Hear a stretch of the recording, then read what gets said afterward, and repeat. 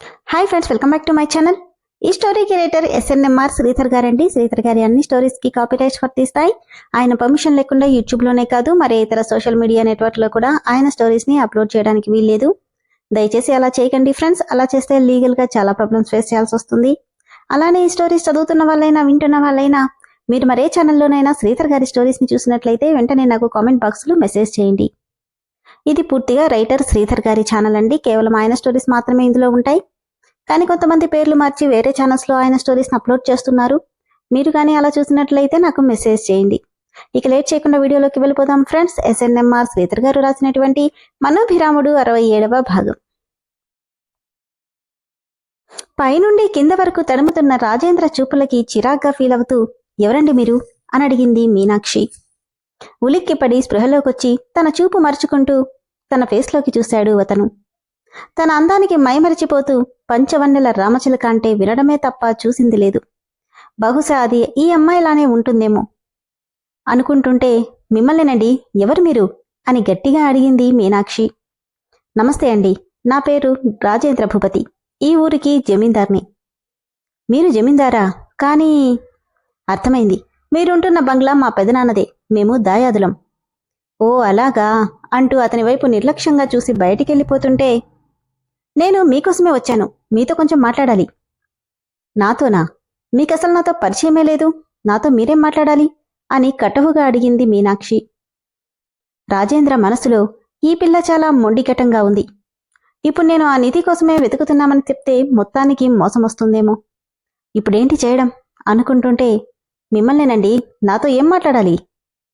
తడబడుతూ అదేనండి, మీరు ఆర్కియాలజీ డిపార్ట్మెంట్ నుండి వచ్చారని విన్నాను, మీకేమైనా హెల్ప్ కావాలంటే మమ్మల్ని అడగచ్చు. మా నాన్న నరసింహ భూపతి అంటే ఈ చుట్టుపక్కల ఊర్లన్నీ భయపడతాయి, అదే చెప్దామనే వచ్చాను.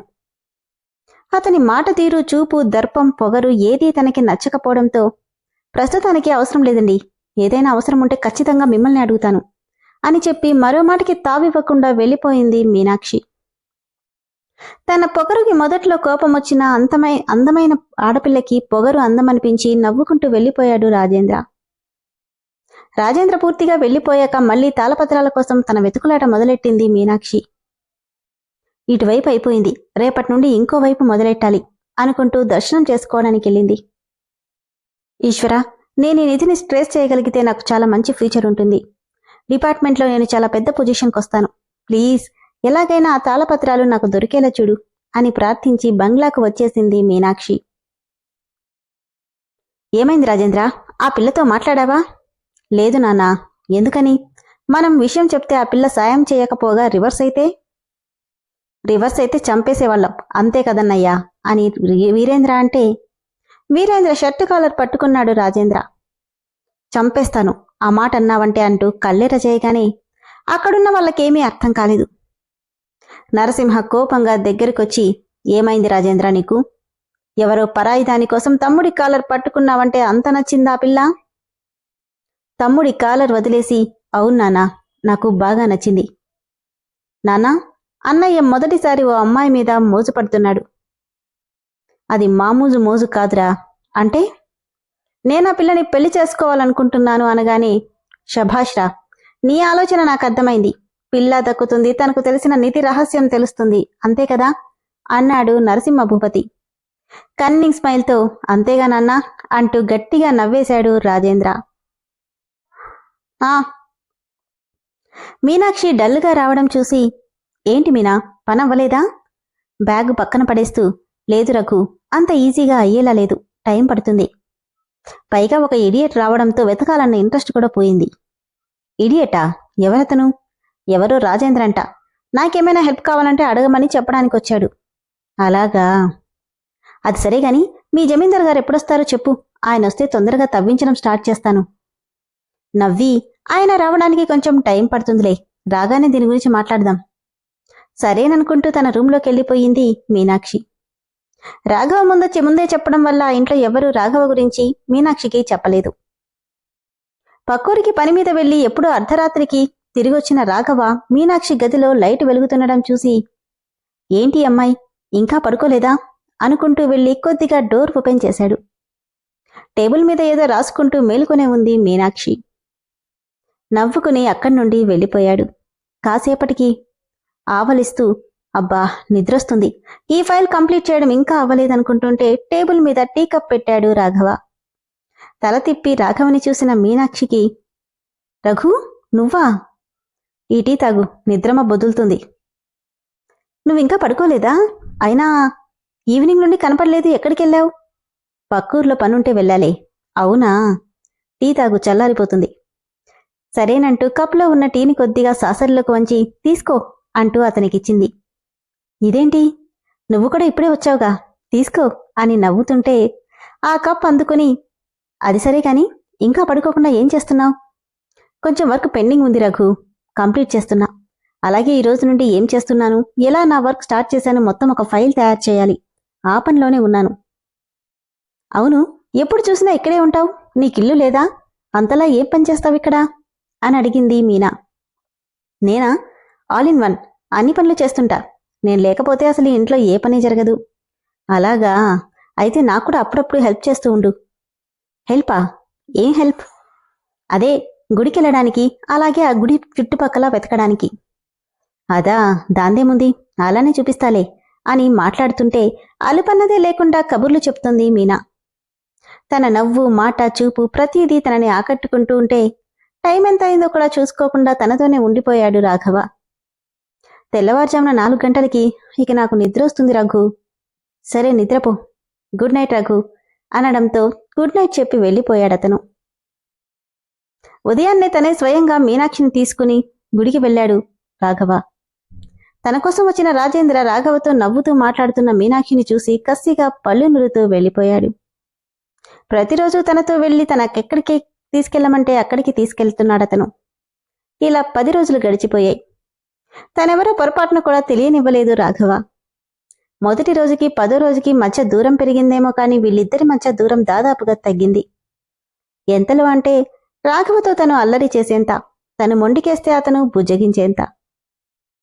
ఏమైంది? ఆ తాళపత్రాల గురించి ఏమైనా తెలిసిందా? లేదు, ఇక దొరుకుతాయన్న నమ్మకం కూడా లేదు. అయినా అవి ఆ గుళ్ళోనే ఉన్నాయని గ్యారెంటీ ఏంటి మీనా? ఖచ్చితంగా అక్కడే ఉన్నాయి రాఘవ, కావాలంటే ఇందులో చూడు అంటూ ప్రద్యుమ్నపురం అనే పేరున్న ఒక లావుపాటి పాత పుస్తకాన్ని చూపించింది. ఈ పుస్తకం, ఇది ఎన్నో ఏళ్ల క్రితం భూపతి వంశం గురించి ప్రద్యుమ్న మహారాజు దగ్గర మంత్రిగా పనిచేసిన గోవిందాచారి రాసిన పుస్తకం. ఇందులో ఈ వంశ చరిత్ర మొత్తం ఉంది. అవునా, కానీ ఇది నీకెక్కడిది అని ఆశ్చర్యంగా అడిగాడు రాఘవ. ఫ్రీడమ్ వచ్చాక ఈ సంస్థానాన్ని కూడా గవర్నమెంట్లో యాడ్ చేయాలని వచ్చినప్పుడు వాళ్ళకి ఈ పుస్తకం దొరికిందట. యాక్చువల్గా దీనివల్ల ఇక్కడ నిధి ఉందని మా ప్రొఫెసర్ గారు డిక్లేర్ చేశారు. కాకపోతే ఎందుకనో దీన్ని రాసిన అతను నిధి గురించి తాళపత్రాల్లో ఉందని రాశాడు తప్ప కరెక్ట్గా ఎక్కడుందో మెన్షన్ చేయలేదు. ఏది ఆ బుక్కి లైవ్ అంటూ అక్కడే చెట్టు కానుకుని ఓపెన్ చేశాడు. ఇప్పుడు వీళ్ళుంటున్న సంస్థానపు బంగ్లా నుండి అప్పటి రాజుల ముఖ చిత్రాలు బొమ్మలతో కనిపిస్తుంటే చదవబోయాడు. అరే, ఇది ఏ భాష? ఇది మన భాష కాదు రఘు, దేవనాగర లిపి అంటారే అది. మీ ప్రొఫెసర్కి దీని గురించి తెలుసా? తెలుసు, అందుకేగా నాకు ఎక్స్ప్లెయిన్ చేశారు. అవునా అంటూనే మనసులో మాత్రం నిధి గురించి తాళపత్రాల గురించి చెప్పి ఎక్కడుందో చెప్పలేదని కారణమేంటి? దానివల్ల ఏదైనా ఆపద వస్తుందా అనుకున్నాడు రాఘవ. రఘు అని మీనా పిలవడంతో అప్పుడు స్పృహలోకొచ్చి, ఏంటి మీనా అంటూ తను చూపించిన వైపు చూసి, జామకాయలా కావాలా, ఉండు పనివాళ్ళని పిలుస్తాను. తన చెయ్యి పట్టుకుని ఆపేస్తూ, వద్దు రాఘవ, నేనే కోస్తాను. చాలా పాయినున్నాయి మీనా, అందవు. ట్రై చేద్దాం, మన చేత్తో కోసుకున్న కాయలు చాలా రుచిగా ఉంటాయి. సరేనంటూ ఎత్తులో ఉన్న కాయల్ని ట్రై చేశాడు కానీ అందకపోవడంతో, లాభం లేదు మీనా, అందట్లేదు. నా దగ్గర ఒక ఐడియా ఉంది. ఏంటది? ఇలారా అంటూ తన నెదురుగా నిలబెట్టి చేతులు పైకెత్తి, ఎత్తుకో. ఏంటి? ఎత్తుకో రఘు, నేను కోస్తాను, నువ్వు చాలా హైట్ కదా, ఖచ్చితంగా అందుకోవచ్చు. కానీ మీనా అంటూ ఆలోచిస్తుంటే అందరితో నవ్వుతూ కలిసిపోయే మీనా అదేం పట్టించుకోకుండా తొందరగా రఘు, చీకటి పడుతుంది, ఎత్తుకో అనడంతో సందేహంగానే సరేనంటూ తన మోకాళ్లపైన చేతులు పెట్టి ఎత్తుకున్నాడు. చేతులు పైకెత్తి కాయలు కోస్తుంది మీనా. సరిగ్గా తన మొహానికి తగులుతున్న మీనా నడుమును చూసి అబ్బా అంటూ తల పక్కకి తిప్పుకొని, ఎంతసేపు మీనా, తొందరగా కానివ్వు అయిపోయింది, ఇంకొంచెం పైకెత్తు. ఇంకానా అంటూ కొద్దిగా పైకెత్తి చాలు చాలు అందుతున్నాయి. తన పెదవులకి అతి దగ్గరగా ఉన్న ఆమె నాభిని చూస్తూ తమకంగా అనిపిస్తుంటే అప్రయత్నంగా పెదవుల్ని తాకించబోయాడు రఘు. అతని మీసాలు తన నడుం మీద చేస్తున్న కదలికలకి గిలిగింతలుగా అనిపించి అటు ఇటు కదులుతూ తన మీదకి బెండవడంతో తన చీర చెంగులో ఉన్న జామకాయలు కింద పడిపోయి చాలాసేపటి నుండి ఎత్తుకున్నందున తనని బ్యాలెన్స్ చేయలేక రఘు వెనక్కి పడిపోవడం, తన మీదే మీనాక్షి పడ్డం క్షణాల్లో జరిగిపోయింది. అనుకోకుండా జరిగిన ఇన్సిడెంట్కి ఇద్దరు కళ్ళల్లో కళ్ళు పెట్టి చూసుకుంటూ ఉండిపోయారు. అంత దగ్గరగా పరాయి మగవాణ్ణి చూస్తున్న మీనా కళ్ళు సిగ్గుతో వాలిపోతుంటే అతని గుండెల మీద చేయి పెట్టి ఓరగా తనని చూస్తూ సారీ అని నవ్వుని దాస్తూ చెప్పాడు. ఎందుకు? నేనే కదా చెప్పాలి సారీ. నా వల్లే కదా పడ్డారు, అందుకు. నిజమే, పడ్డాను. చాలా పెద్ద దెబ్బ కూడా తగిలింది. కంగారుగా ఎక్కడా అని అడిగింది మీనా. ఇదిగో ఇక్కడ అంటూ గుండెల మీద చూపిస్తే సిగ్గుపడుతూ ఛీ పో రఘు అని లేచి పరిగెత్తుకుంటూ వెళ్ళిపోయింది. మనసంతా గాల్లో తేలుతున్నట్టుగా అనిపిస్తుంటే తల కింద చేతులు పెట్టుకుని అలానే నేల మీదే పడుకుండిపోయాడు రాఘవ. కొన్ని క్షణాలకి నిశ్శబ్దంగా ఉన్న పరిసరాల్లో నుండి ఏదో శబ్దం వినిపిస్తుంటే లేచి కూర్చున్నాడు. చుట్టూ ఎవరూ లేకపోవడం చూసి ఆ శబ్దాన్ని చెవులు రిక్కించి మరీ వింటుంటే అదేంటో కూడా అర్థమవలేదు. ఏంటి శబ్దం అనుకుంటూ నెమ్మదిగా పైకి లేచి శబ్దం వస్తున్న దిశగా అడుగులు అడుగేసుకుంటూ నడుస్తూ వెళ్తున్నాడు. దగ్గరికి వస్తున్న కొద్దీ పాము బుసకొడుతున్న శబ్దం వినిపిస్తుండడంతో ఇక్కడేదో పాము బుసకొడుతున్నట్టుంది అనుకుంటూ తేలిగ్గా తీసుకుని వెళ్లడానికి వెనుతిరగ్గానే తనకు తెలియకుండానే అడుగేస్తున్న రాఘవ చూసుకోకుండానే చాలా దూరం వచ్చేశాడు. ఏంటిది, ఇంత దూరం వచ్చానా? కాని పాము బుస అంత దూరం రాదే అని సంతోషపడుతూ అదేంటో తెలుసుకోవాలనే ముందుకే నడిచాడు. దాదాపు 2 కిలోమీటర్ల నడక తర్వాత కనిపించిందొక పెద్ద మర్రి చెట్టు. అక్కడి నుండి చూడ్డానికి ఒక మనిషి ఆకృతిలో ఉండి ఆ చెట్టు ఊడలన్నీ తన కంటికి పాములు వేడాడుతున్నట్టు అనిపిస్తుంటే విచిత్రంగా చూశాడు రాఘవ. శబ్దం ఎక్కడి నుండి వస్తుంది, కాని ఇక్కడెక్కడా పుట్టలున్న ఆనవాళ్లే లేవే అనుకున్నాడు. ఇంతలో బాబుగారు మీరిక్కడున్నారా అంటూ నాగన్న రావడంతో సడన్ గా అతనికి వినిపించిన శబ్దం కూడా ఆగిపోయింది. ఏమైంది నాగన్న? పెద్దమ్మగారు మిమ్మల్ని రమ్మంటున్నారు బాబు. అలాగా, వస్తున్నాను పద అని. ఏంటి విచిత్రం, సడన్ గా పాము బుస శబ్దం ఆగిపోయిందేంటి? బహుశా ఇది నా భ్రమేమో అనుకుంటూ ఆ చెట్టు వైపు చూస్తూ వెళ్ళిపోయాడు రాఘవ. పడుకుందే కాని ఎంతకీ నిద్ర పట్టట్లేదు మీనాక్షికి. పదే పదే తోటలో జరిగింది గుర్తొస్తుంటే తనలో తనే నవ్వుకుంటుంది. ఏంటిది, ఈ రఘు నన్నింత మాయ చేస్తున్నాడు. నిజంగానే నువ్వు చాలా మంచివాడివి రఘు. ఈ 10 రోజులుగా నా మీద నీ ప్రవర్తన ఎప్పుడూ శృతిమించలేదు. బహుశా అందుకేనేమో మా ఇంట్లో వాళ్లతో ఎలా ఉంటానో నీతో కూడా అలానే ఉన్నాను. నచ్చేస్తున్నావు రఘు, చాలా నచ్చేస్తున్నావు అనుకుంటుంటే పక్కనే ఉన్న ల్యాండ్ లైన్ రింగ్ అయింది. లిఫ్ట్ చేసి వాళ్ళ ప్రొఫెసర్తో మాట్లాడుతుండడంతో నమస్తే సార్. ఏమా, ఎంతవరకు వచ్చింది నీ పని? ప్రోగ్రెస్ ఏమైనా ఉందా? లేదు సార్, అవిక దొరుకుతాయన్న ఆశ కూడా లేదు. అలాగా? అవును సార్, అందుకే తవ్వకాలు స్టార్ట్ చేయాల్సిందే. ఈ ఊరి జమీందార్ ప్రజెంట్ ఇక్కడ లేడు. అతను రాగానే మాట్లాడి పని స్టార్ట్ చేద్దామనుకుంటున్నాను. ఓకే, బట్ ఎప్పటికప్పుడు నీ ప్రోగ్రెస్ మొత్తం నాకు చెప్తూ ఉండు. ఓకే సార్ అని ఫోన్ పెట్టేసింది మీనా. విన్నారు కదా ఫ్రెండ్స్, ఎట్టకేలకు ఆ ఊర్లో తవ్వకాలు జరిపించడానికి మీనా సిద్ధపడింది. ఆ తవ్వకం పని జరుగుతుందో లేదో తదుపరి ఎపిసోడ్లో తెలుసుకుందాం. అలానే నెక్స్ట్ ఎపిసోడ్లో అయినా రాఘవ